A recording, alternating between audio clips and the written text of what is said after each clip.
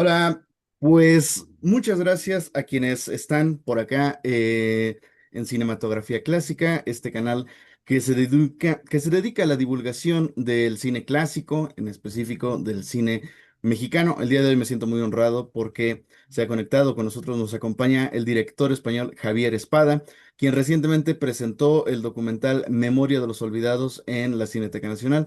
Javier, bienvenido, buenos días. Hola, muy buenos días y enhorabuena por tu labor porque yo creo que es muy importante continuar difundiendo el cine clásico porque es clásico, vamos, simplemente porque ahí está y estará siempre. Por supuesto, ¿no? Son los pilares que soportan el cine. Javier, pues quisiera empezar esta conversación, más que una entrevista, quisiera que fuera una conversación de cinéfilo a cineasta.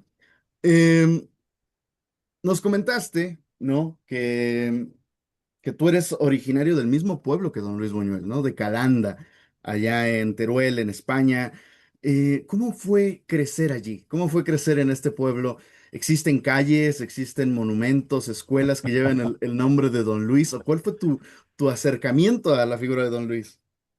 Cuando yo era joven, pues evidentemente eres niño y Buñuel era totalmente desconocido en España, estaba incluso prohibido. Pero Calanda fue el primer lugar que tuvo una calle. Pero vamos, una calle que está entre el ayuntamiento y la iglesia, donde no vive nadie.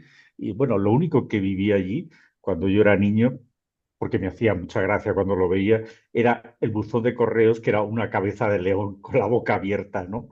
Y eso es lo único que era relevante en esa calle, ¿no? Una calle que conectaba la Plaza de España, la plaza donde está el ayuntamiento, la iglesia del pueblo, con una otra plaza, ¿no? Y ya está. Nadie vivía en esa calle ni nadie se sabía. Bueno, cuando eres chico, pues no te fijas en los nombres de las calles, ¿no? Entonces, yo hasta que no fui adolescente, digamos que no supe de Buñuel y lo supe de una forma totalmente indirecta. Y bueno, Calanda era un pueblo marcado por la guerra civil que había sido muy dura en Calanda y en otros lugares donde había habido muchos muertos de los dos bandos. Y eso hacía que las mujeres generalmente vistieran de negro, porque todas estaban de luto y era un luto riguroso y que se mantenía en el tiempo, ¿no? Y de repente un año en Semana Santa, gracias a Buñuel, pues llegaron unas chicas jóvenes, guapas, que vestían con ropas de colores, que llevaban cámaras de fotografía y ese es mi primer contacto con Buñuel sin Buñuel, porque en ese momento yo creo que era por las hormonas probablemente, siendo un adolescente, pues ver a esas chicas guapas con cámaras de foto, yo lo que tuve fue una revelación de que existía otro mundo, un mundo diferente del que yo conocía, del mundo de Calanda, y yo dije, yo quiero estar en ese mundo. Y esa es mi deuda con Buñuel, sin Buñuel, pero evidentemente está muy, muy relacionado con Don Luis. Él, bueno, eh, se sabe, ¿no? Que crece como en un ambiente de fervor católico, pues muy duro, ¿no? Y por la cercanía geográfica me imagino, porque nunca he tenido la fortuna de ir por allá, pero historias como la del cojo, el cojo de Calanda, este milagro, ¿no? Famoso, pues calaron hondo en su poética cinematográfica. ¿Para ti también significó una crianza llena de esta mitología cristiana o no? Sí, claro, o sea, pues cuando yo nací, pues tenías que hacer la primera comunión o la confirmación, y la confirmación ya no recuerdo si llegué a hacerla, pero pues claro, tenías que ir a misa, incluso yo fui monaguillo un tiempo, ¿no? Pues bueno, pues era una cosa que tocaba y la asimilabas como algo más de lo que era pues tu vida en un pequeño pueblo de Aragón, ¿no? Pero esto no es especialmente significativo en Calanda. En cualquier pueblo español pues se daba esa situación, incluso probablemente en Andalucía igual eran más religiosos y más creyentes, ¿no? Ahora con todo este fervor religioso de las procesiones y demás, ¿no? Entonces, en Calanda, de hecho, los tambores, cuando yo era niño, eran algo que era muy importante porque el primer año que te dejaban salir a tocar por la noche, wow, era ya como sentirte que eras mayor, ¿no? Que ya podías ir a tocar. Ir a tocar no tenía un concepto religioso católico, era pues algo de estar ahí, de aguantar el toque, de cuando te encontrabas con otra cuadrilla, intentar imponer tu toque a los otros y que no te engañaran ellos y cambiaras el ritmo y terminaras tocando como tocaban ellos. Bueno, cosas un poco de críos, ¿no? De chavales. Y entonces, pues, no lo sé, era pues eso, un tiempo cíclico.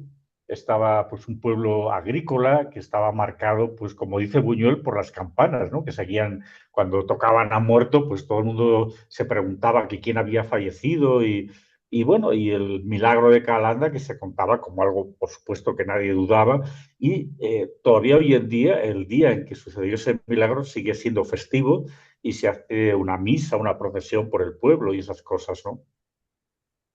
Ya nos hablaste de tu primer contacto con Buñuel, sin Buñuel. Pero, ¿cuál fue la primera película que viste de Buñuel? Personalmente, yo te quiero compartir que la primera película que yo vi fueron Los Olvidados. ¿No? Y no me gustó para nada. Yo venía No me extraña. de una mitología de charros, de mariachis y de ese cine mexicano. Y yo decía, pero bueno, ¿y aquí dónde está la serenata, no? ¿Por qué no hay una historia de amor, no? ¿Qué pasó con esto? ¿Para ti fue choqueante la primera película que viste de él? Y cuál fue, si la recuerdo? Muy, muy choqueante, pero muchísimo. O sea, me quedé noqueado. La primera película que vi fue en Barcelona, en una sala clandestina. Era pues, un grupo un poco anárquico y, bueno, anarquía, pero vinculado con la cultura. Y entonces proyectaron una película y fui a verla. Y claro, o sea, era nada más y nada menos que La Edad de Oro, la primera película sonora de Buñuel, surrealista, una película que pues yo tendría 14, 15 años, no sé, era bastante, 16 como mucho, ¿no? Y ver esto, siendo pues prácticamente un adolescente, ¿no? Me quedé muy, muy noqueado porque era algo que no se entendía nada, pero era irreverente profundamente. Salían los tambores de Calanda, que entonces nadie los conocía, pero yo sí los conocía. Yo estaba en la sala y era como que yo tenía un conocimiento de esa película que el resto de la gente que estaba ahí no lo tenía. Era como que la película me decía algo a mí, ¿no? Y eso nunca me había pasado en un cine, claro. Pero es que luego la historia, claro, salía un tipo que se supone que era el marqués de no sé qué, de Sade, quizás. En aquel momento yo no lo tenía nada claro, pero tenía el aspecto de Cristo. Y encima sonaban los tambores de Calanda, cuando salía un personaje con el aspecto de Cristo, pero que iba a un castillo y hacía no sé qué con unas jóvenes. Entonces, para mí aquello fue como encontrarme con una blasfemia auténtica en una película, ¿no? Y es algo que me produjo, pues claro, un choque bastante fuerte, ¿no? Y dije, ¿y esto lo ha hecho alguien de mi pueblo? O sea, no me lo podía creer, ¿no? Digo, pero ¿cómo le han dejado hacer esto, no? Claro, no me extraña que la película estuviera prohibida, ¿no? Pero al mismo tiempo, pues era una historia diferente, era algo que yo nunca había visto en el cine, tampoco el resto de la historia, no solamente esa parte de los tambores, ¿no? Y me interesó enormemente porque era algo nuevo, algo que chocaba y algo que era irreverente. Y eso para un adolescente yo creo que es muy, muy potente, ¿no? Y ese fue mi primer contacto con el cine de Don Luis. Muy bien. Sí, yo recuerdo que ya una vez que me empecé a clavar en el mundo maravilloso del cine de Buñuel, yo también tenía como 15 años y quise hacer una obra de teatro. Yo soy teatrero, soy actor. Y quise hacer una obra de teatro surrealista, según yo, y meterle perros muertos y una cantidad de ocurrencias que, bueno, casi me expulsan de la preparatoria donde estudiaba.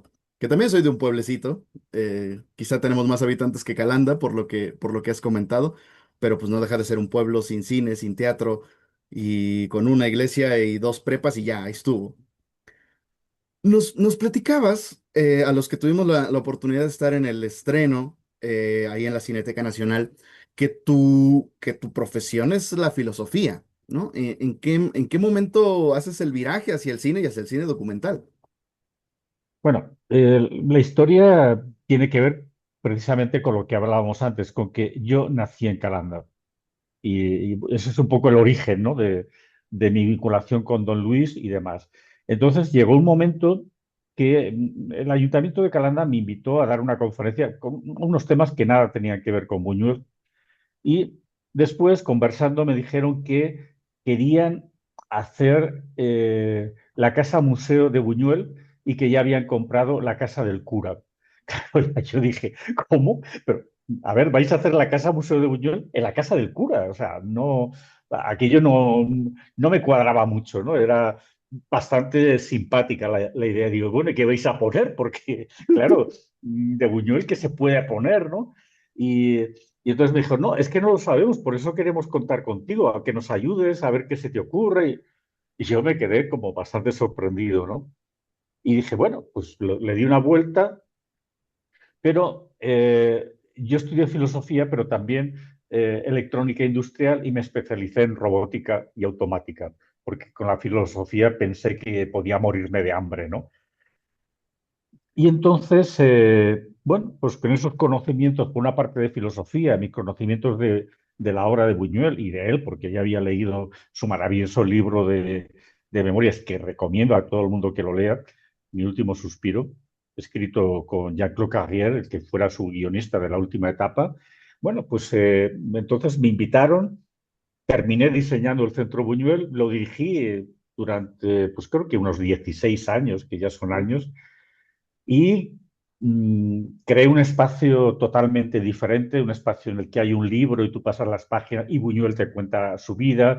Hay un bombo que tiene como unas patas de araña y en ese bombo se proyectan imágenes que tienen que ver con Calanda en el cine de Buñuel. Hay un espacio con unos teléfonos que cuelgan del techo y unas manchas de una jirafa y tú agarras esos teléfonos y entonces oyes y ves cosas. Hay unos váteres en el suelo, en un espacio que está pintado, todo es en blanco y negro, como si el cine en blanco y negro no se hiciera con película en color, pero que todo el mundo va en blanco y negro, ¿no? Una broma simplemente. Y una voz en off, cuando tú accedes a ese espacio, te dice, siéntese, por favor. Si tú levantas la tapa de esos retretes, en cada uno vas a ver cosas, vas a ver, pues yo qué sé, ojos o cuchillas de afeitar, en fin, Wow. hay cosas allí que ya no cuento más, pero también se inicia entonces una proyección que tiene que ver con un perro andaluz y en un momento dado la gente que está sentada en los inodoros aparece también en la pantalla junto con el perro porque aparecen imágenes que se mueven, entonces, bueno, es el cine dentro del cine, son esos juegos, ¿no? En definitiva, que hice un planteamiento museístico que no es nada al uso, que sigue estando vigente hoy en día, y ha pasado pues, más de 20 años, claro, desde que se inauguró. Y bueno, es un planteamiento que no tiene objetos, tiene algunos, pero no son lo importante. Lo importante es dejar meterte dentro de ese mundo y ese cine de Luis Buñuel, ¿no? Y a raíz de eso, pues creé un festival de cine. El año pasado cumplió la 20 edición. Eh, el lema del festival es películas que le hubiera gustado ver a Buñuel, jugando con ese libro de memorias que contaba. Y en un momento dado invité a Jean-Claude Carrière a que impartiera una masterclass de escritura de guión. Y Caranda no es tan pequeño, tiene casi 4.000 habitantes. Imagínate invitar a Jean-Claude Carrière y me dice, pues justo acabo de decir que no a Nueva York y a Japón, porque es que no me apetece viajar tanto y tal. Dije, bueno, ¿qué le vamos a hacer? No, pero a ti no te puedo decir que no. Entonces hicimos convocatoria nacional, claro, porque viniendo alguien como Jean-Claude Carrière, que tiene un Oscar honorífico por su labor como guionista, y fue maravilloso. Estuvo 3 días impartiendo esa masterclass, visitó el museo y yo se lo muestro y me dice muy serio, ¿lo puedo ver? Yo solo dije, sí, sí, por supuesto. Lo vio él y cuando terminó la visita me llevó a un rincón y me dijo, a Buñuel no le gustaban los museos. El último guión que escribimos, que no se llegó a filmar, que se titula Agón, va de un grupo terrorista buñueliano lo que quiere es poner una bomba en el museo del Louvre de París, pero este museo le hubiera encantado. Es divertido, es irreverente, es surrealista. Y yo tuve una experiencia mística, o sea, empecé a levitar, o sea, yo ya, claro, que alguien como Jean-Claude Carrier dijera que lo que yo había hecho, pues había acertado, ¿no? Y que a Buñuel le hubiera gustado, él que lo conocía perfectísimamente, pues para mí fue increíble. Y entonces me dijo, te propongo ir a todos los sitios en los que he estado con Buñuel y que vengas con una cámara para filmar mis recuerdos. Uf. Claro, yo esa noche ya no pude ni dormir y yo había creado una mediateca y en principio este proyecto hubiera sido pues materiales para el archivo, para investigadores. Pero claro, esa noche sin poder dormir yo dije, es que aquí hay una película documental, pero yo nunca había hecho documental, nunca me había puesto del otro lado de la cámara. Sí en fotografía, porque me encanta y había estado fotografiando muchas veces, pero nunca eh, filmando. O sea, realmente aparte de cosas de ensayos y cositas pequeñas, ¿no? Y así es como comencé, porque claro, un ofrecimiento así no le puedes decir que no. No, claro, y me imagino que esto ha de haber sido para ti como estar con alguno de los apóstoles directos de Jesús, ¿no? Vamos, Pues imagínate, o sea, vinimos, por ejemplo, a filmar a México, estuvimos en San José Purúa, donde escribían los guiones, fue en tu fin. primera visita a eh, México. sí, no, no, no, yo ya había estado en México. Yo vine a México con una exposición que hice pues no sé si fue en el 2005, creo recordar, sobre los olvidados con el motivo de que la declararan Patrimonio de la Humanidad. Memoria del Mundo por la Sí, sí, sí. UNESCO. Y entonces el Festival de Cine de Guadalajara me pidió la exposición, vine con la exposición y la montamos allí. Y después la montamos en un sitio gracias a un amigo mexicano, que es el que realmente me enseñó a amar a México desde Madrid, que se llamaba Alejandro Aura, escritor, poeta y impulsor de muchos temas que tienen que ver con la cultura en la Ciudad de México y también de un espacio que me sorprendió mucho y allí es donde llevamos la exposición, que fue en Iztapalapa, en el Faro de Oriente. Por cierto, dentro de un rato tengo que ir a Iztapalapa al Auditorio Quetzalcóatl, también con la proyección de la película, pero bueno, cierro paréntesis. Y bueno, pues con la película ya había estado, pero claro, ir a París, a Nueva York, Calanda, Zaragoza, Toledo, en fin, fue un viaje increíble siguiendo los pasos y la memoria de Luis Buñuel, ¿no? Para mí fue maravilloso. Y el estreno, pues fue en la Berlinale. Y entonces, pues esto del cine es muy fácil. Haces un documental, te lo estrenan en un festival famoso, que hay alfombra roja y actrices y actores conocidos y directores que admiro, ¿no? Entonces dije, bueno, pues esto no pinta mal, ¿no? Y a partir de ahí, bueno, pues han salido otros proyectos y bueno, modestamente tengo que decir que aparte de Berlín, he estrenado pues en Cannes, en Venecia, el último documental, el que pudiste ver el otro día. En fin, en San Sebastián. Antes de venir aquí estuve en el Festival de Málaga, que fue el estreno en España de la película. Bueno, un recorrido por festivales de muchísimos lugares, ¿no? Lo cual, pues, me gusta mucho porque, de alguna forma, en los festivales es lo que más, y las universidades también, son los espacios, las cinetecas, donde pues, se puede ver, yo creo que mejor mi labor como investigador y como cineasta, porque intento también que tenga un puntito didáctico, pero sin que eso quite lo cinematográfico, que es un reto siempre cuando tienes muchísima documentación. Y bueno, son proyectos que les dedico mucho tiempo para que vayan saliendo poco a poco, porque bueno, cuando no tienes un presupuesto excesivo, pues necesitas más tiempo para contar las historias, ¿no? Pero por otra parte, yo creo que son historias que van a quedar ahí. Yo creo que tú has visto el documental, yo creo que es un documental que va a quedar en cinetecas, en filmotecas, y que pues, de vez en cuando pues, irá proyectando con la película de Buñuel de Los Olvidados, que va a seguir siendo una película clásica y necesaria, lamentablemente. Claro, claro. Y también tuve la oportunidad de ver el año pasado Buñuel, un cineasta surrealista, que estuviste por acá en la Filmoteca de la UNAM, bueno, en el Centro Cultural Universitario. Tú, bueno, comentaste ahorita un poco sobre tu labor de investigador y sobre todo sobre el puntito didáctico que lleva tu cinematografía. ¿Consideras estos documentales o esta serie de documentales que has hecho sobre Buñuel una puerta de entrada para el cine de Don Luis o más para cinéfilos que ya hemos visto a Buñuel y que queremos conocer y complejizar un poco más la mirada? Bueno, yo intento que mis documentales tengan varios estratos, varias capas, ¿no? Y que puedan verlos una persona que nunca, un joven que no ha visto ni una película de Buñuel, ni sabe quién es, y que por la parte también cinematográfica que tiene el documental, pues le interese, lo vea, lo disfrute y salga con ganas de ver algo de Buñuel, ¿no? Pero también creo que los investigadores pues, van a descubrir aspectos que no conocían del cine de Buñuel, de vinculaciones con cosas que ni se imaginan, ¿no? Y por otra parte, eh, mucha gente me lo ha dicho, ¿no? Vuelve a ver una película, por ejemplo, yo estoy seguro que si vuelves a ver Buñuel, un cineasta surrealista, me vas a decir, has cambiado la película, sale algo que no vi la primera vez.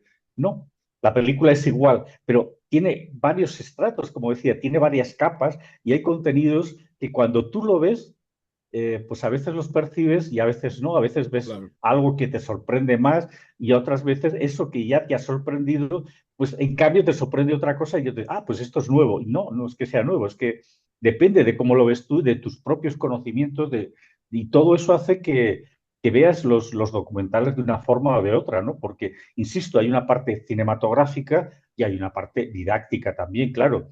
Y esos juegos, pues yo creo que es lo que hace que también sea en parte divertido y que no sea pesado ni aburrido ver el documental. Ahora te pregunto yo, ¿te pareció largo el último documental de Memoria de los Olvidados? Porque realmente dura un poquito. No, no, no, para nada. O sea, justamente uno se queda con ganas de seguir escuchando, ¿no? Todos los testimonios que recopilaste, de seguir viendo todo ese mar de imágenes, que además tienes una fotografía preciosa. Y sí, uno se queda con ganas de más.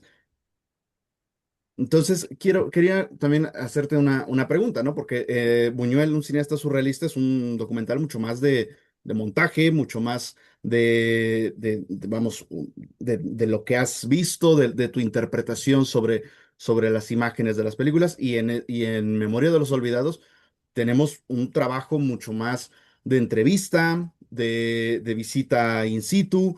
¿Cómo fue abordar estos dos estilos de documentación?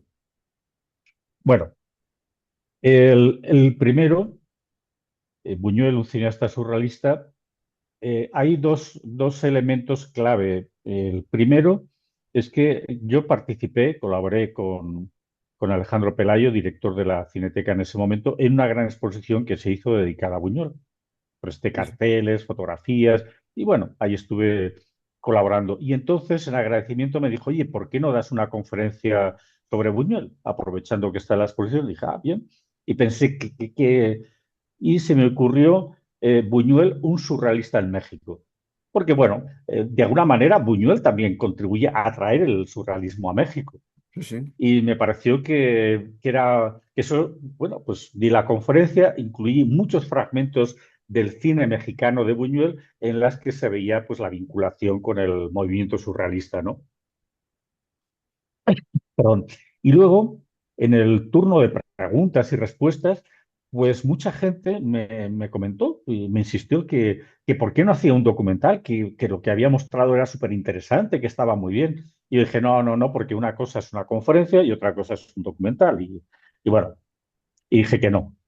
Pero, y ahora viene el segundo factor, llegó la pandemia.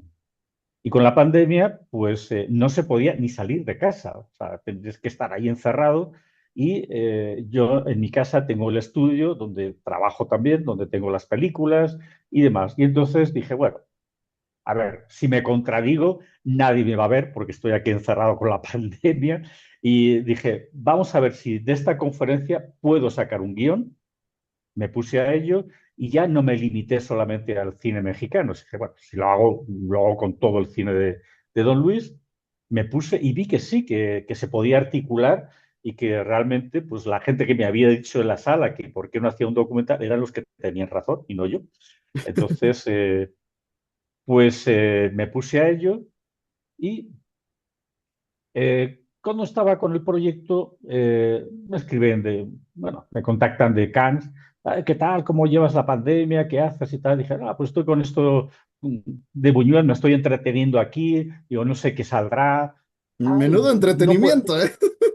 Sí, pues tenía todo el tiempo del mundo, tenía allí el ordenador para editar, todas las películas de Buñuel, pues iba jugando, ¿no? Un poco y viendo si funcionaba, si no funcionaba, separando unas obsesiones de otras, entre comillas, en fin. Y me dice, pues no puedo esperar a verlo, mándame algo. Y les mando un trozo acá y me dicen, ¿estará terminado para este año? Y dije, sí, sí, claro, estará terminado. Pues el estreno será en la Sala Buñuel del Festival de Cannes, porque les encantó ya lo que vieron, porque ya vieron la estructura, ya vieron todo, ¿no? Y claro, para mí fue pues también un reconocimiento a mi labor y un espaldarazo pues a un trabajo de investigación y bueno, y a partir de ahí pues así salió esa película documental que luego ha tenido un recorrido y sigue teniendo un recorrido por, por muchos lugares, ¿no?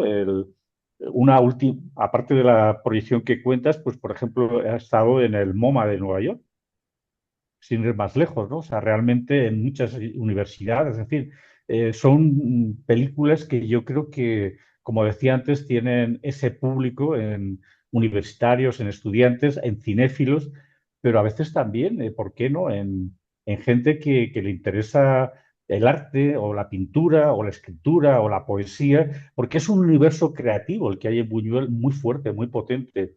Yo creo que eso intento transmitirlo en todas las películas que hago. No sé si tú eso lo percibiste, por ejemplo, en la Cineteca. Y perdona que te pregunte, pero has dicho conversación, pues No, no, no, por supuesto, por supuesto. Y creo que tienes toda la razón. O sea, el mundo Buñuel es único en su tipo, ¿no? O sea, creo que pocos autores consolidan un imaginario tan sólido, ¿no? O sea, pienso en Valle Inclán o en Goya, ¿no? Que también trae ese cuento en este documental. Y vamos, es que cada cosa de Buñuel es para rascarle, ¿no? Está el surrealismo, está la religiosidad, el bestiario que es un tema complejo. ¿Hay alguna fascinación por alguno de estos mundos o de particularidades del mundo? Pues la verdad es que Buñuel lo tiene así como todo ese juego, ¿no? Donde los insectos pues también tienen que ver con las pulsiones humanas, está el psicoanálisis que le apasionaba, la entomología que estudió de joven y que le gustó durante toda su vida, ¿no? Y todos esos elementos configuran pues un universo creador muy, muy particular, ¿no?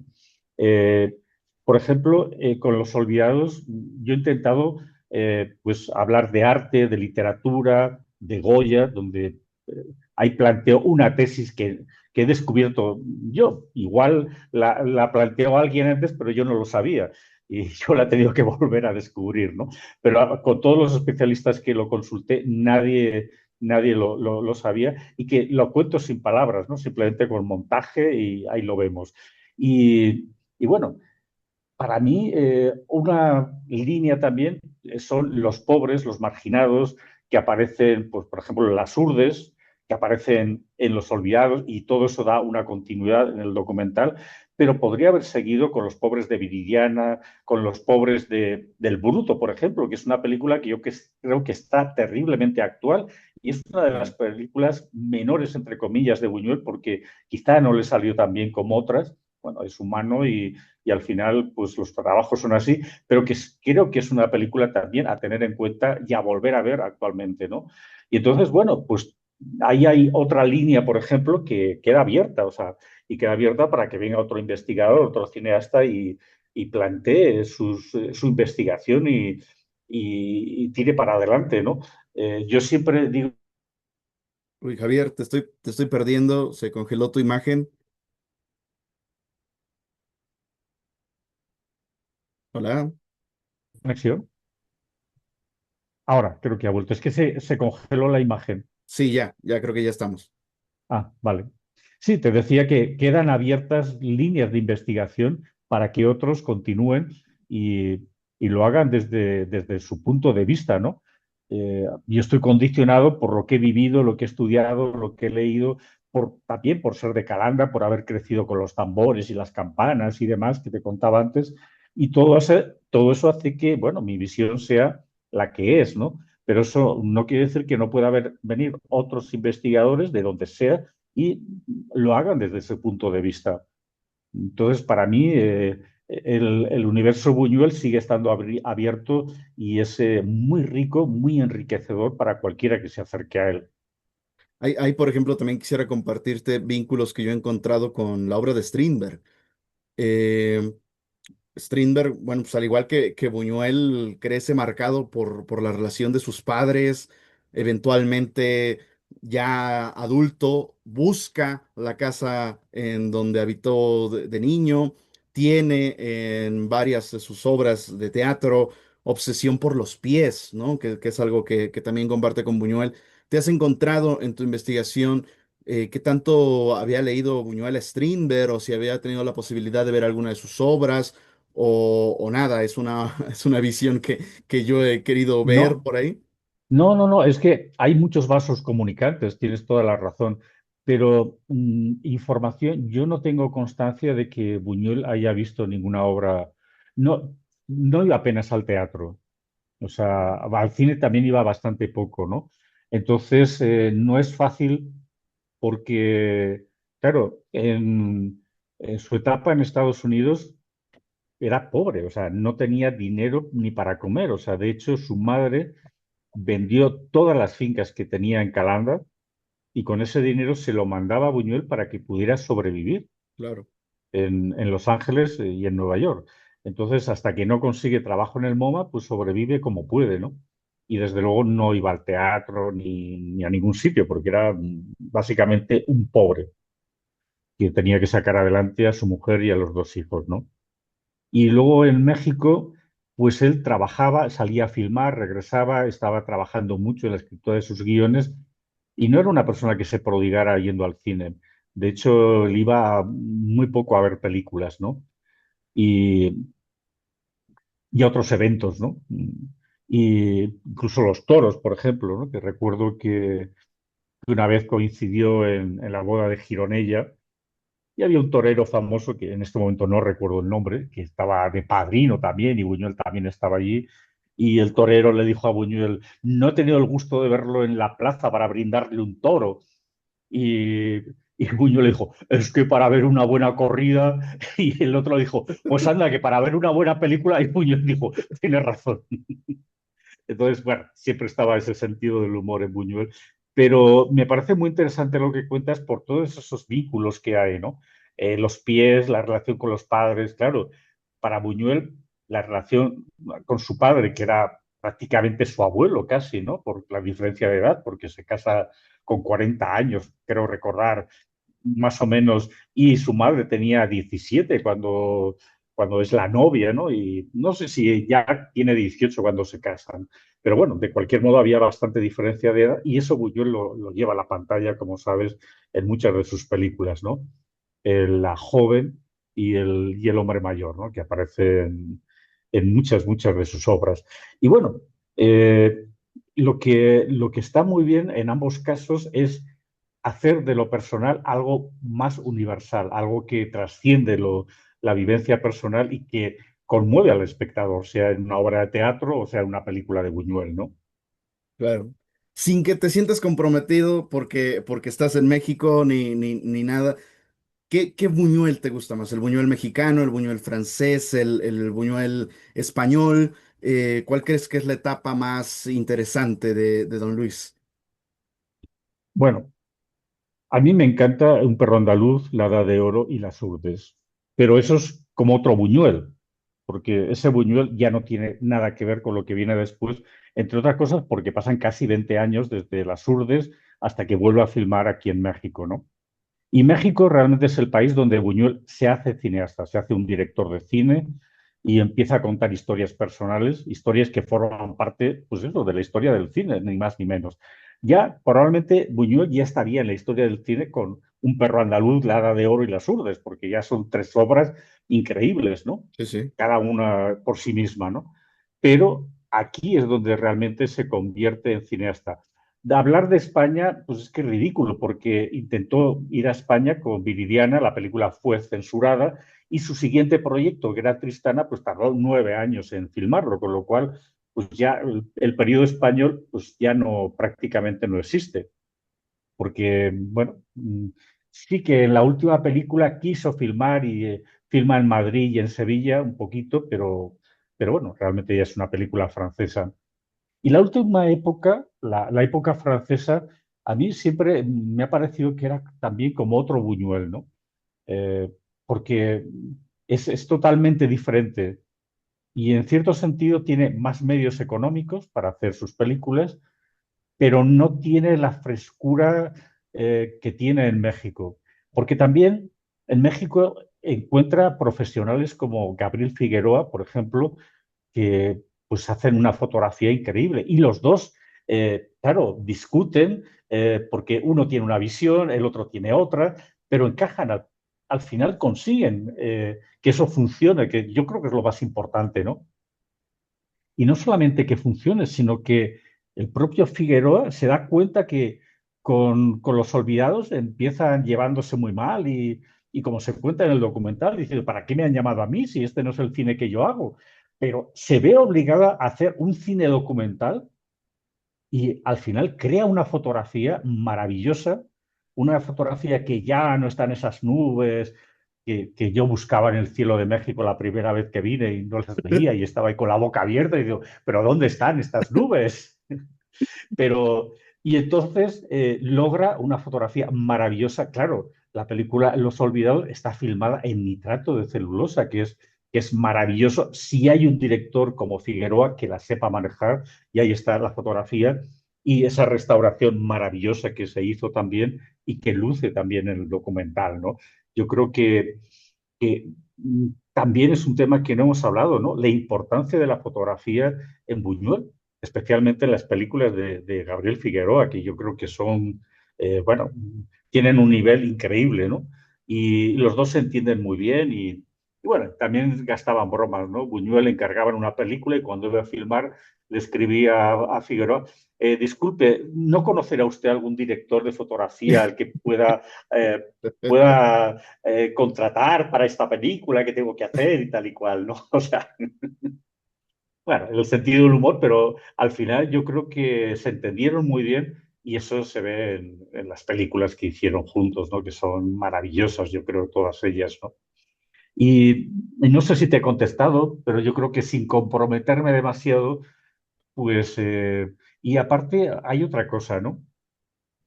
Uno cambia también con el tiempo. Uno de repente estás leyendo algo y te remite a otra historia y eso que lees, pues voy a ver esta película de Buñuel porque resulta que es del mismo autor el que escribió el guión, es de la novela que estoy leyendo. Y entonces la ves con otra perspectiva también, ves las fidelidades y las traiciones o las evoluciones que hay a la película, porque lo que está muy claro es que para adaptar una novela al cine hay que traicionar a la novela para que tenga ese lenguaje cinematográfico, porque si no, no sirve, ¿no?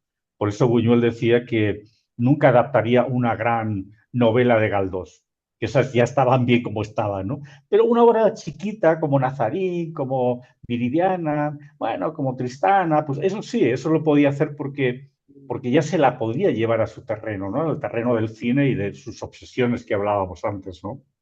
Sí, sí, sí, claro, claro, como buen torero, ¿no? Traer al toro para tu terreno.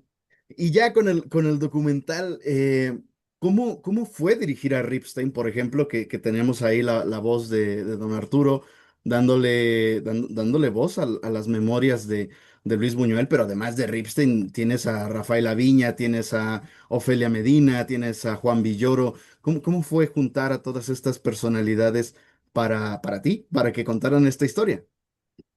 Pues, a ver, ahora que no nos oye nadie, te voy a contar Dale, un secreto. venga. Eh, yo tengo un productor muy bueno que se llama Azar. Y el azar, pues, hace que sucedan cosas mágicas, maravillosas y que, bueno, pues, se enriquezca, pues, la pantalla, ¿no? Igual que contaba el otro día. en la Cineteca que en un momento dado pues hablé con Ofelia Medina por otro tema y cuando ella se entera que estoy haciendo el documental sobre Los Olvidados, me habla de la importancia que tuvo para ella esta película, que fue como una revelación y que la llevó a ayudar a los niños de Chiapas, ¿no? Entonces dije, digo, te quiero entrevistar porque lo que me estás diciendo es muy emocionante. Luego en la entrevista no quiso hablar de eso porque era como algo privado y le daba pudor, ¿no? Ya, Pero esto está muy bien el resto de las cosas que cuenta, ¿no? Y entonces todo se va armando básicamente así, o sea, con amigos, con contactos, yo hablo con ellos, oye, estoy con esto, me gustaría entrevistarte. Y claro, hay gente que conozco como León de Aranoa, que su primera película pues está basada en Los Olvidados, con Michel Franco, que nos conocemos de hace años, pues igual. Yo sabía que su primer corto pues era un homenaje plagio, según sus claro, propias claro. palabras, a Los Olvidados, en fin. Y era buscar el momento en que pudiéramos coincidir para hacer las entrevistas, ¿no?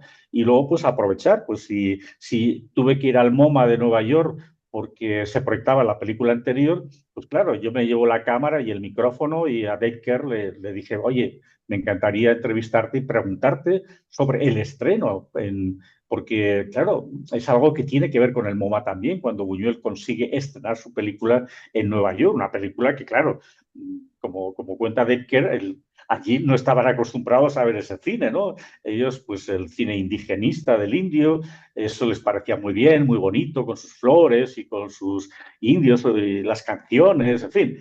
Pero de repente encontrarse con esto, pues la gente estaba un poco noqueada, ¿no? Y de hecho, como se ve en el documental, hay un montón de impacto en la prensa. O sea, en la prensa de Estados Unidos salen frases, una película mm, poderosa pero brutal, o sea, salen, o sea, como muy fuerte todos los testimonios, ¿no? Y realmente, pues claro, Buñuel llegó allí y les trajo otro cine, un cine que además demostraba que ya se había acabado la Edad de Oro y ya empezaba otra cosa, ¿no? Y él estaba ahí en ese momento con una película que realmente podía abrir y abrió nuevas vías al cine mexicano y al cine universal. Sí, totalmente, ¿no? Creo que el shock ante una película de Buñuel nos ha pasado a todos y donde se impone marca un parteaguas, ¿no? Para todos los que lo hemos visto. Quisiera también preguntarte en este documental, bueno, quienes lleguen aquí al video después de haberlo visto o quienes todavía no lo hayan visto, pues déjenme decirles que este señor tuvo la oportunidad de tener entre sus manos los guiones originales, esta libreta de cuero donde él apunta con su propia mano la filmografía, pero bueno, es casi como un vaquero del oeste que va rayando en la pistola los que se va echando, ¿no? Tiene los títulos, el estudio, el año. Para ti Todo, como todo. cinéfilo, ¿qué fue tener estas reliquias entre tus manos? Pues para mí fue increíble y también, no sé cómo explicarlo, era como entrar en un mundo que yo no sabía que existía, que era apasionante, ¿no? Todo esto lo descubro cuando hago esa exposición, con la que voy a venir a México por primera vez, con el motivo del reconocimiento por la UNESCO. Yo cuando me entero, pues le contacto con Iván Trujillo, que en aquel momento dirigía la Filmoteca de la UNAM, y ya le digo, pues mira, si puedo colaborar en algo desde el Centro Buñuel de Calanda, aunque seamos muy pequeñitos, pero si podemos apoyar, encantados de hacerlo, ¿no? Me dijo, no, ya hemos enviado toda la documentación, y luego me dice, ya está, ya lo hemos conseguido, y ahora lo importante es dar a conocer este reconocimiento tan importante, la segunda película en el mundo después de Frisland, como sabes, ¿no? Y decidí hacer la exposición y me fui a investigar a Madrid, donde está el archivo Buñuel que compró el Ministerio de Cultura de España, porque estaba muy interesado en el cuadro de Dalí y no solamente el cuadro, con el cuadro pues la familia dijo, mira, hay premios, hay libros, hay muchos materiales, cartas, en fin, todos estos elementos que aparecen muchos de ellos en el documental. Y entonces para mí fue increíble. Pero en esa búsqueda hay dos cosas que fueron especialmente importantes. Una, seleccionar los fotogramas, porque entonces había que hacerlos en una moviola. Y yo vi Los Olvidados fotograma a fotograma, pasando la manivela. Y cuando querías reproducir un fotograma, entonces cogías un hilito y hacías un nudo en el fotograma, y entonces ya el que venía después ya sabía que donde estaba ese hilo era el fotograma que había que reproducir. Porque era todo así. No había nada digital en ese momento, ¿no? Y poder ver la película fotograma a fotograma para mí fue increíble. Fue, no sé, como una dimensión diferente y artística, sobre todo. Era como ver cuadros, ver la belleza de la película, pero fotograma a fotograma, independientemente de la historia que se contaban. Y para mí eso fue como muy revelador, ¿no? Algo muy, muy especial. Y también, pues, buscando, encontré una caja de zapatos blanca, que no tenía ninguna firma, ninguna marca, ni nada. Y al abrirla, encontré que había como un montón de fotos pequeñas, como 900 fotografías más o menos,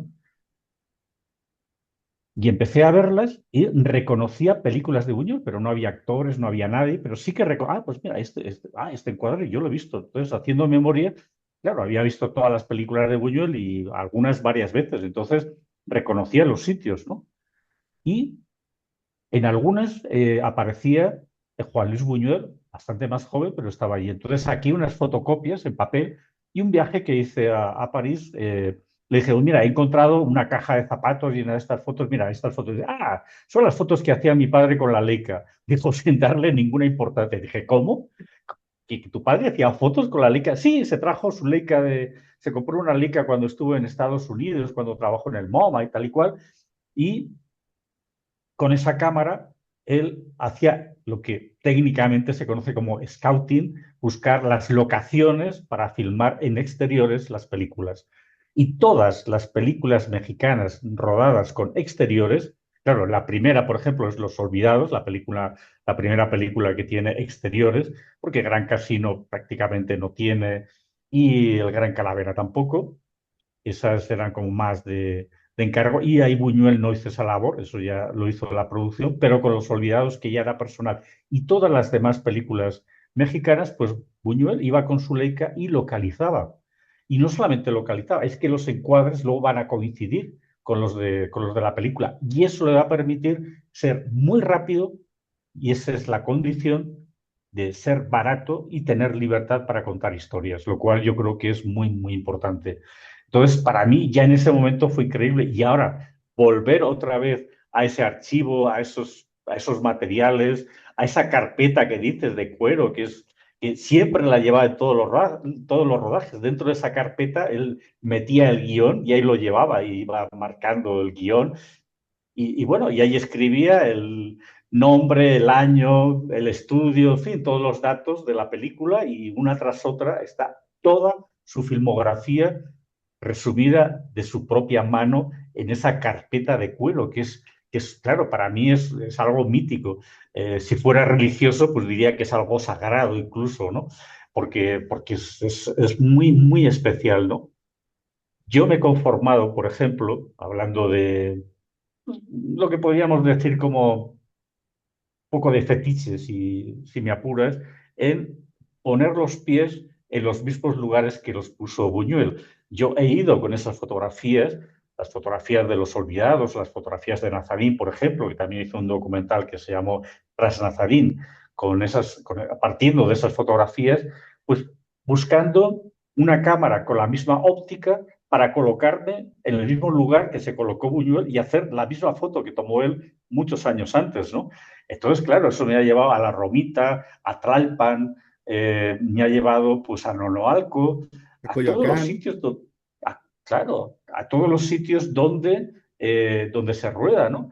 Y ha sido para mí muy, muy emocionante, pues eso, el ir siguiendo las huellas de Buñuel y poder contarlo pues, a todos en mis documentales, ¿no? Intentando no abusar, no ser pesado también, pero sí ese juego del paso del tiempo. Como ves, por ejemplo, el edificio Ermita, que sigue igual, y lo ves en la película que tomó Buñuel, y de repente eso funde con la actualidad y ves cómo está vivo, cómo pasa gente, cómo el edificio sigue estando ahí, pero la ciudad está viva como lo estaba cuando la fotografiaba Buñuel, ¿no?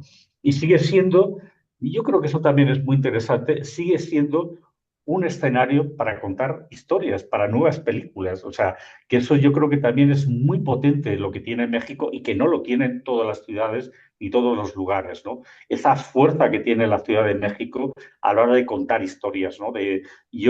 Para mí es algo que me ha llegado también, ¿no? Que es muy importante a nivel personal también, ¿no? El poder contar historias en una ciudad que tiene esa fuerza tan enorme.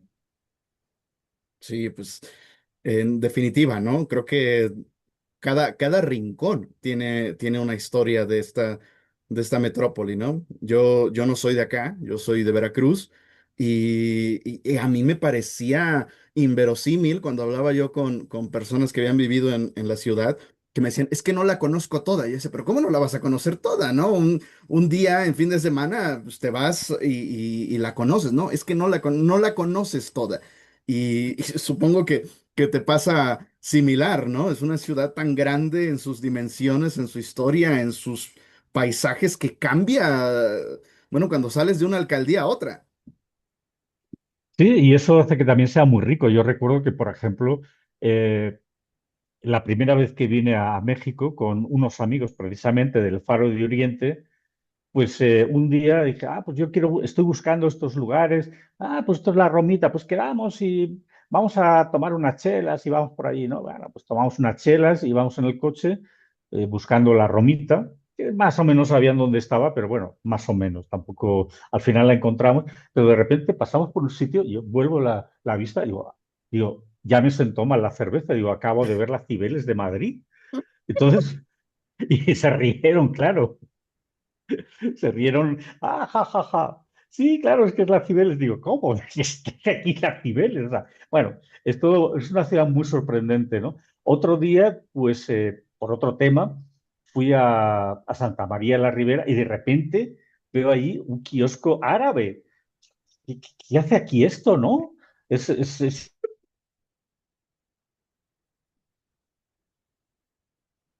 Se me ha perdido todo de un poquito.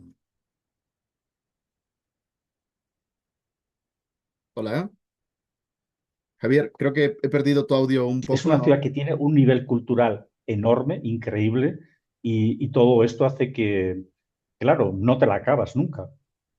No, es apabullante, es una ciudad barroca en toda la extensión de la palabra. Ya nos queda poco tiempo, me dijiste que tienes que salir para tu siguiente compromiso y yo me Pero pasaría. hago un esfuerzo y estamos el tiempo que requieras para terminar y cerrar como mejor proceda esta entrevista. O No, sea es que que platicar contigo, vamos, es un deleite y sobre todo de un tema que me gusta, ¿no? Yo soy buñueliano totalmente, es el cineasta que más admiro. Y como mexicano, como es este espacio de cinematografía clásica, pues bueno, no es exclusivo de Buñuel, aunque es el consentido. Todo el mundo sabe que tengo mil videos hablando de él, pero también de pronto hablamos del Indio Fernández, de Ismael Rodríguez, de Gabaldón. ¿Tú has podido ver el cine de ellos? ¿Te gusta en especial algún otro de los cineastas mexicanos de la época de oro? sí, claro, o sea, para mí, por ejemplo, cuando las películas del Indio Fernández fueron, también me chocaron enormemente porque cuentan ese México que, claro, está entre folclórico, pero es el indígena, es también los restos de un poco de las haciendas españolas. En fin, son muchos elementos los que confluyen allí. El cine de la Revolución me pareció increíble. Pero no solamente ese, un cine anterior, incluso películas como El automóvil gris, me pareció una película muy, muy interesante y que podría estar hecha por la época, ser una película de Hollywood, por decir algo, ¿no? Me parece que realmente el cine mexicano es un cine muy, muy interesante y claro, Roberto Gabaldón, las películas que tiene, ¿no? O sea, son muy diferentes. También te digo que lo que me sorprende a veces es que hay películas que las veo como muy potentes y otras que digo, "Ah, y esto lo ha hecho el mismo director, que no sé, que es como más extraño, ¿no? Pero, por ejemplo, hay un cine negro mexicano también Sí. que me parece no sé si a ti te gustará, pero a mí me parece que está muy bien hecho, o sea, realmente, ¿no? Y también con el indio, pues claro. esas actrices, no sé, realmente pues es la belleza también de México, de cómo se cuenta todo esto, ¿no? Y claro, y también sale Buñuel por ahí en esa relación de contraste, ¿no? Entre una cosa y otra, ¿no? Porque yo creo que hay una película como Susana, por ejemplo, que es como la antítesis de ese cine ranchero que se hacía, en el que Buñuel ya le da la vuelta, ¿no? Y entonces, pues bueno, llega Susana la perversa, que aparece en algunos carteles de películas, ¿no? Y ya, pues ya lo que es el orden de la hacienda, pues ya se subvierte, y ya como que Buñuel se venga de alguna forma de ese gran casino, ¿no? Con las canciones y con Jorge Negrete y todo esto ya, y le da la vuelta a ese cine, ¿no? Pero también a mí es un cine que me ha interesado mucho también, ¿eh? O sea, porque aprendo viendo cine mexicano de la época y, insisto, me sorprende películas que de repente descubro que digo, wow, pues esta película tiene, no sé, tiene unos valores que realmente están muy bien. Y a nivel cinematográfico, cómo está el guión, cómo se cuenta la historia, cómo evolucionan los personajes, no sé, los actores, las actrices, ¿no? Y realmente, pues algo sorprendente, ¿no? Películas como La Mancha de Sangre, por ejemplo, que saca un pequeño trocito Sí, en la sí. película. ¡Wow! Me parece increíble, ¿no? Y eso que se perdió, se perdieron dos rollos, ¿no? Un rollo de imagen y otro de sonido, en fin, que me sigue pareciendo fascinante el cine mexicano. Y no hablemos de Que Viva México, de Eisenstein, que para mí es una película que cuando la descubrí me hizo amar México todavía más, porque me pareció como, no sé, como una epopeya prácticamente, ¿no? Y haciendo como un ejercicio de imaginación, ¿no? Que te hubiera gustado ver, no sé, a otros actores que no tuvieron chance de colaborar con Buñuel. Pienso en Tintán o Pedro Infante, a lo mejor si hubiera estado en un gran casino, Pedro Infante, que era como un actor más, pues más actor que Jorge Negrete. ¿Te hubiera gustado ver, no sé, un Cantinflas o Sara Montiel en alguna película de Buñuel? Pues la verdad es que no sabría qué decirte, porque está tan bien el cine de Buñuel así. Y además a él le gustaba rodearse de un equipo en el que había unos cuantos exiliados españoles también y trabajar siempre con la misma gente, ¿no? Era como muy de rutina, muy rutinario, ¿no? Entonces, no sé cómo habría sido, porque, por ejemplo, la película que hizo Buñuel con María Félix, pues tampoco le salió tan bien. Entonces, él con las estrellas de cine no se llevaba muy bien. Y de hecho hay una anécdota bastante divertida de una de las películas en la que Buñuel reúne al actor y a la actriz protagonista y les dice, bueno, a ver, mire, esto es una consulta que tengo que hacerles para ver cuántos primeros planos quieren ustedes, porque yo los primeros planos los cobro. Claro. Ah, y los dos se quedaron muy sorprendidos, ¿no? Entonces, ¿cuánto es? Y dijo, tanto, ¿no? Y, y la actriz dijo, bueno, pues yo creo que puedo pagarle 10 no sé, con 10 o 12 ya estaría bien. Y el actor, no, no, yo por lo menos 20 o más planos. Yo, claro, los primeros planos son muy importantes para mí, no sé qué, ¿no? Y luego se enteran que era mentira, que simplemente era para tomarles la medida del ego a los dos. Claro. Y esas son las bromas que hacía Buñuel también. Y entonces con actores que fueran así como muy, o se los llevaba a su terreno porque se hacían amigos y entonces se iban a tomar pues unos mezcales o unos tequilas, unos rones, o unas cervezas, unos vinos, lo que fuera. Y había una amistad entre ellos y una complicidad que le permitiera a Buñuel conseguir lo que quería de los actores o ya pues tenía que usar otras estrategias, ¿no? Para darte una idea, con un amigo suyo que se llevaban muy bien, que era Fernando Rey, pues en la última película había una escena que a Fernando Rey no le salía, no, no lo hacía como Buñuel quería, ¿no? Y entonces Buñuel le dijo a la actriz, esto me lo contó ella, me lo contó Ángela Molina, que es la actriz protagonista junto con Carol Bouquet, como sabes, y le dice Buñuel, mira, cuando diga motor, antes de que diga acción, tú le dices al oído a Fernando Rey, Fernando, te huelen los pies. que era mentira, claro. Era un súper elegante, bueno, por supuesto que sí, era así, ¿no? Y entonces, motor, Fernando, te huelen los pies, Fernando, rojo, ya, acción. Y así, el que está, que no sabe qué hacer, no sabe cómo actuar, y lo hizo perfecto, tal como quería Buñuel.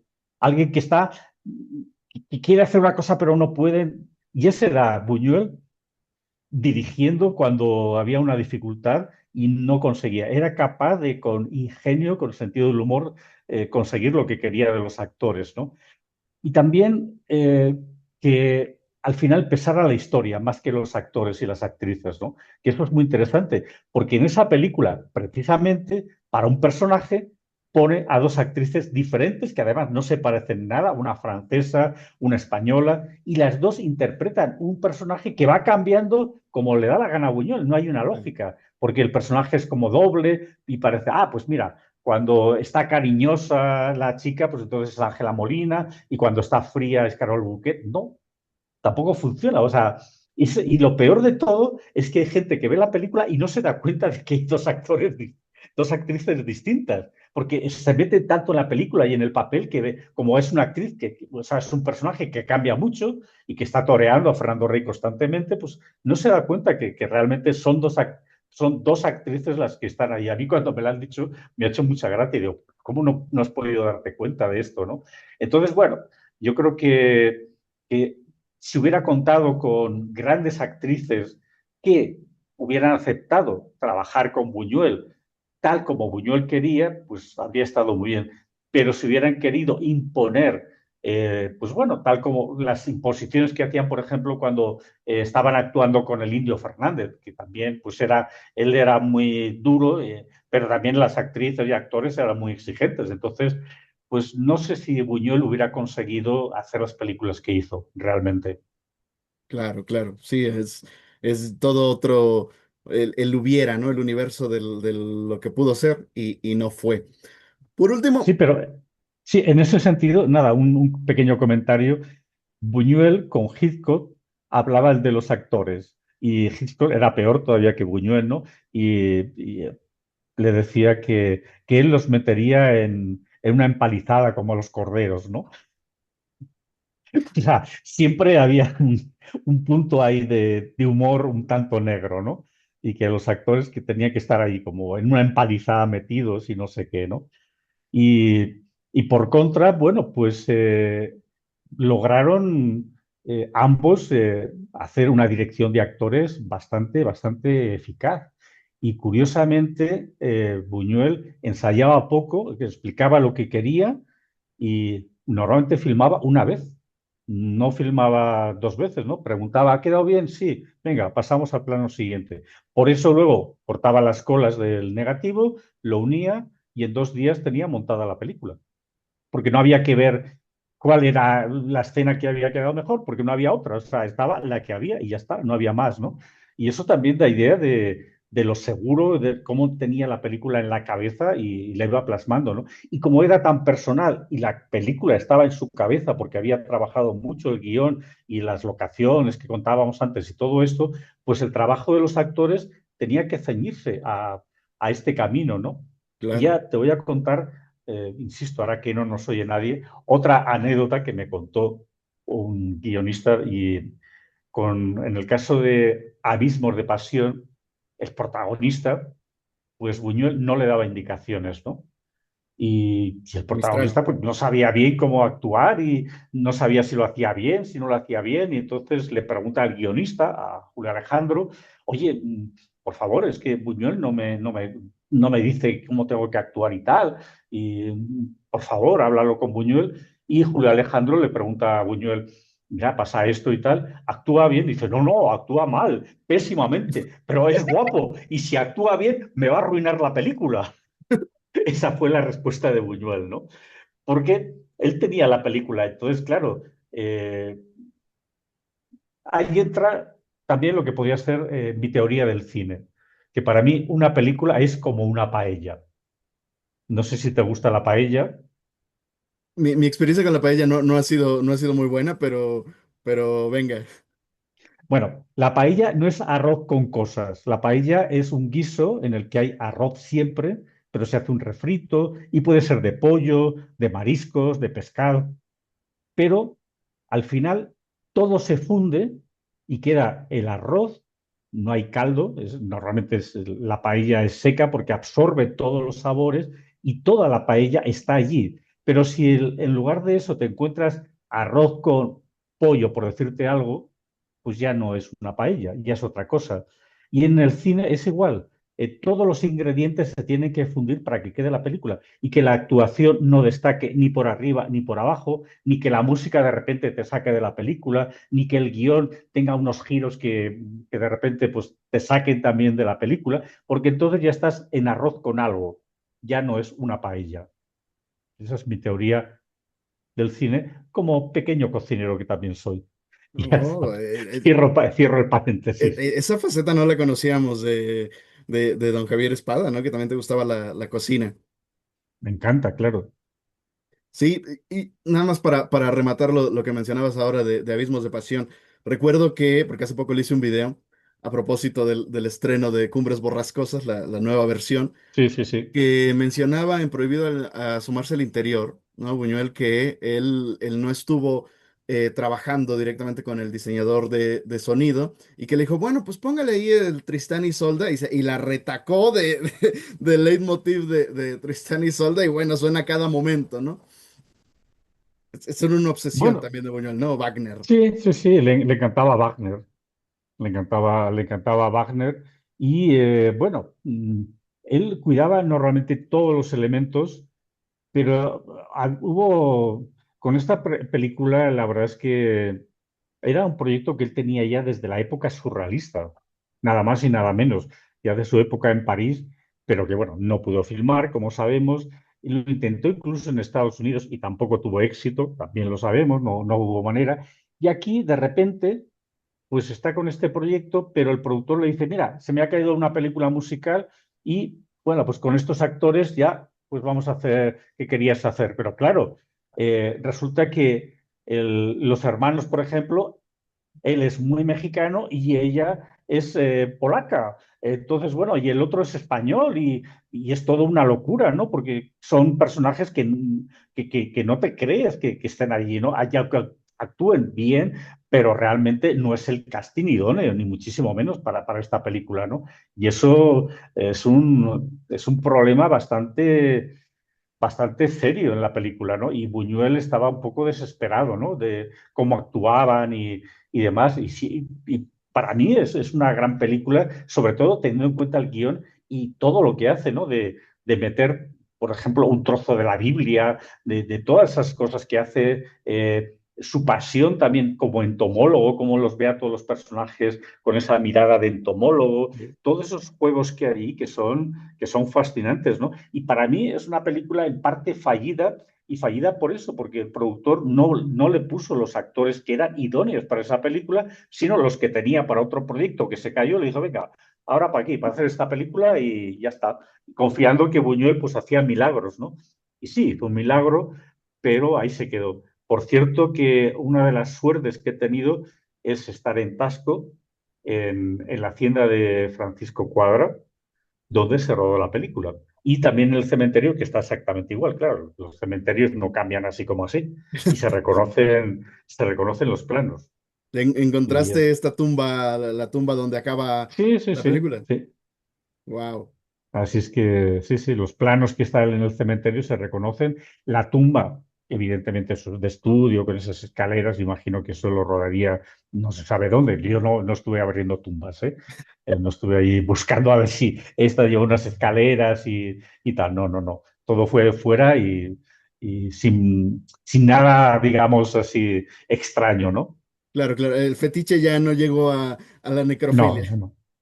No, y tampoco soy muy fetichista, yo creo, ¿no? O sea, me interesa más ese fetichismo, digamos, visual y de contar historias y de buscar huellas y de encontrar, pues, esos elementos que todavía están vivos, como te comentaba antes de la Ciudad de México, ¿no? Que para mí es increíble lo viva que está y al mismo tiempo todas las cosas que se conservan, ¿no? son como estratos que se van creando también en esta urbe maravillosa, enorme, terrible, con un tráfico horroroso muchas veces, pero que pese a todo disfruto muchísimo, porque hay una cosa que tiene también la Ciudad de México, que es su gente, y es gente maravillosa. Eso nos dicen y espero que sea cierto, ¿no? La calidez del mexicano, que bueno, pues muchos extranjeros como tú lo reconocen y ojalá que demos esa imagen continuamente. Pues Javier, por último, y ahora sí para despedir, no te quito más tu tiempo, ¿en dónde está disponible tu obra para los cinéfilos? ¿Dónde la podemos revisar? ¿En alguna plataforma, Flixolé o Filmin Latino? No sé dónde la tengas colgada. Y pues el documental que ahorita está rondando por la Ciudad de México, ¿dónde lo podemos ir a ver de forma presencial? Pues, a ver, películas anteriores, la verdad es que no lo tengo claro, porque sí, en Flixolé, por ejemplo, está la anterior, la que se estrenó en el Festival de Cannes. Esta está ahora en la Cineteca Nacional de México, en Foco. Entonces, y mi recomendación es que la vean allí, porque es como se disfruta y se ve muy bien. Sí, Este fin sí. de semana se va a proyectar en Tiempo de Historia.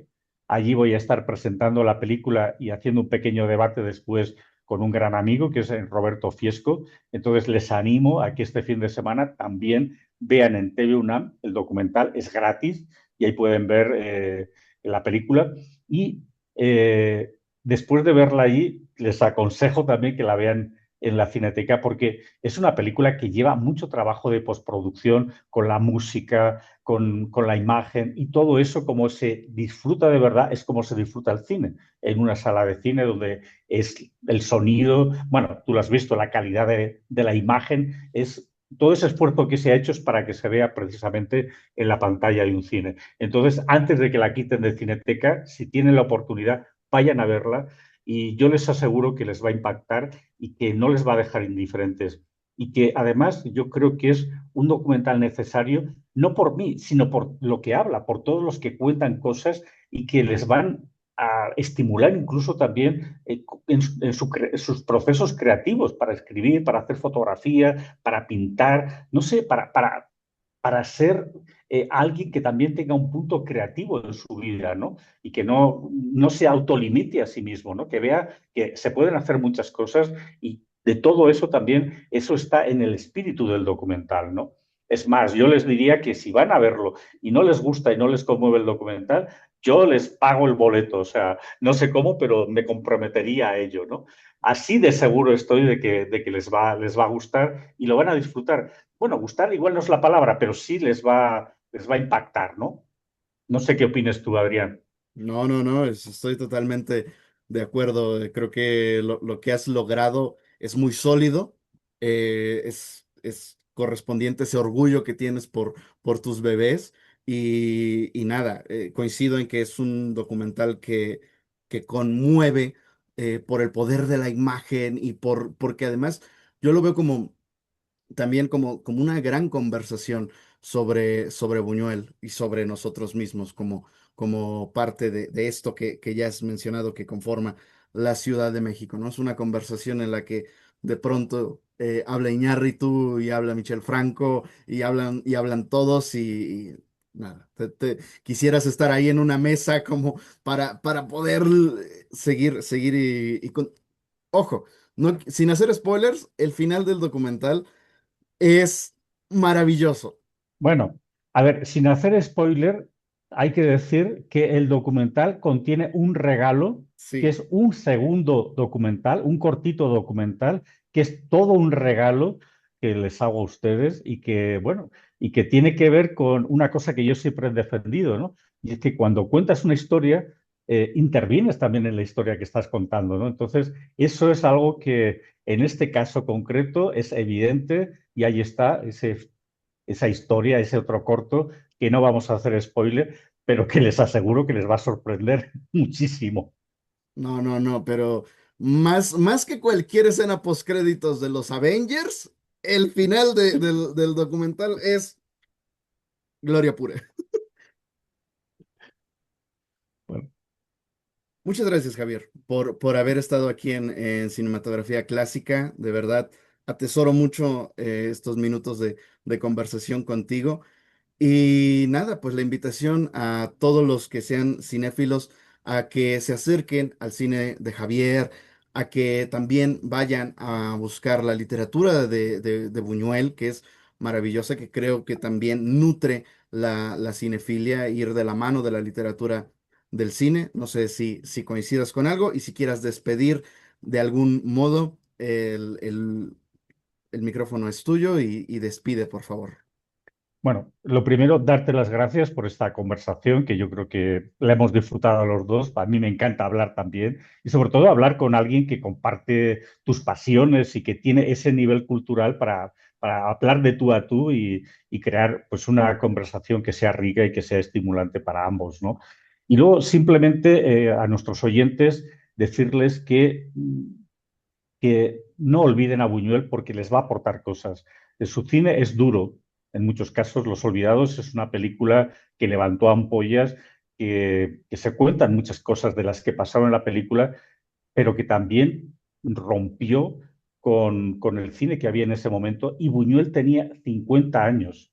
Y con 50 años, Buñuel se la juega para hacer una película personal contando la historia que él quiere y eso habla de algo que trasciende el cine, habla de la ética. Y para mí Buñuel es un director ético, Sí. es alguien que no se traiciona a sí mismo. Y de verdad, para mí esto es muy, muy importante y no sé, si tienen la oportunidad, por favor, vean en la televisión, en TV UNAM este fin de semana, véanlo en la Cineteca mientras estén en cartelera la película. Va a estar en cinetecas de todo el país también. Va a estar el día 28, creo que es en el Festival de Cine de Tasco, y además ahí se va a proyectar en un lugar que a Buñuel le encantaría, que es en la iglesia de Santa Prisca, que casi es una catedral. Entonces, ya ven que Buñuel sigue estando vivo y sigue moviendo sus hilos para que las cosas sucedan. Entonces, por favor, no se olviden de Buñuel porque Buñuel les va a aportar cosas. Buñuel es un director que va más allá de lo que es el cine de entretenimiento, Sí. que tiene que ver con la cultura, que tiene que ver con la ética y que les va a abrir, si ustedes quieren, un poquito la mente para que también a nivel personal ustedes puedan ir más allá de los límites que se han autoimpuesto. Pues ahí queda la invitación. También ayuden a crecer este proyecto de divulgación del cine mexicano. Si les gustó, ya saben lo que siempre se dice, comenten, compartan. Y un like es un estímulo muy grande, es un pequeño gesto, pero de verdad es una gran ayuda. Muchísimas gracias a todos los que se han quedado hasta acá y hasta pronto.